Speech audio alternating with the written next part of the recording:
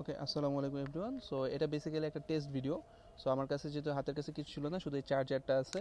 আমি জাস্ট এই মাইক্রোফোনটা টেস্ট করার জন্য ভিডিও করতেছি, আর হচ্ছে ম্যাকের ক্যামেরাটা। সো আমার কাছে যেহেতু এই চার্জারটা আছে, চার্জারটা নিয়ে একটা ছোটো ওভারভিউ দেই।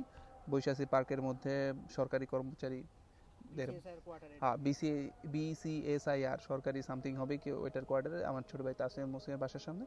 সো বেসিক্যালি এই চার্জারটা হচ্ছে বেশি ইন্টারেস্টিং। সো আপনারা দেখতে পারবেন যে এটা সামনে লেখা আছে 140 ওয়াট। একটু আগে ফোকাস হয়েছিল, হ্যাঁ, 140 ওয়াট চার্জার। সো এটার সুবিধা হলো যে, আগেও বলছি যে এটা এখানে দেখবেন যে 4টা পোর্ট আছে। সো একটা হচ্ছে ইউএসবি এ পোর্ট, 3টা ইউএসবি টাইপ সি, এবং একটা হচ্ছে ডেডিকেটেড আইকিউ পোর্ট আছে, মানে এটা দিয়ে আপনি ইন্টেলিজেন্টলি হচ্ছে এই যে এরকম একটা কেবল দেয় ওরা 140 ওয়াটের। সো আপনারা মিনিমাম 2-3 ওয়াট, এই যে আমার এই নেক ব্যান্ডটা থেকে শুরু করে 2-3 ওয়াট থেকে শুরু করে আপনি এই যে ম্যাকবুকটা 70 ওয়াট পর্যন্ত সাইমালটেনিয়াসলি খুবই স্মুথলি হচ্ছে দেওয়া যায়। আজান চলতেছে, সো সাইমালটেনিয়াসলি স্মুথলি হচ্ছে চার্জ দেওয়া যায়। এটা হচ্ছে 1 নম্বর সুবিধা।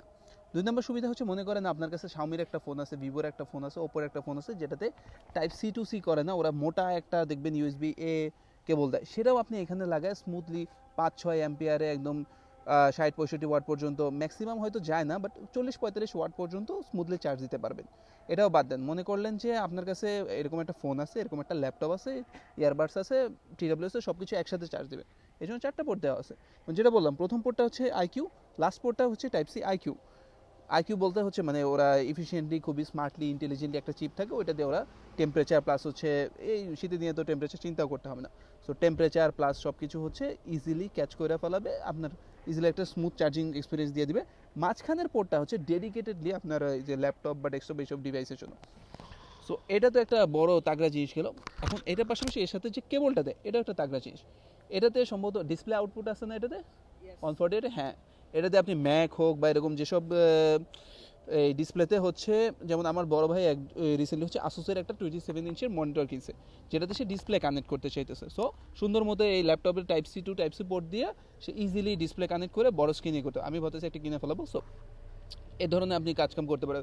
প্লাস এটা যদি 140 ওয়াট প্লাস ব্রেডেড কেবল, এটা সহজে দেখবেন যে এই যে সামনের দিকে দেখা যাচ্ছে কিনা অ্যাঙ্কারের লোগোর নিচে, মানে খুব স্পষ্ট দেখা যেতেছে না, বাট আমি অ্যাসিওর করতেছি আপনাকে যে এটা সহজে টানলে মোচড়াইলে আমি এটা কী পরিমাণের অত্যাচার করি এটা আপনি চিন্তা করতে পারবেন না। আমার অত্যাচারে এই যে এই ছোটো ছোটো চুন্নুমুন্নু কেবলগুলো ছিঁড়ে যায়, বাট এই কেবলটা আমার সকল অত্যাচার এখন পর্যন্ত সামলায় নিছে। আমি বড় একটা ব্যাগ সারাদিন ভরে ক্যারি করি, 3 মাস ধরেই করতেছি, কোনো ঝামেলা করতেছে না।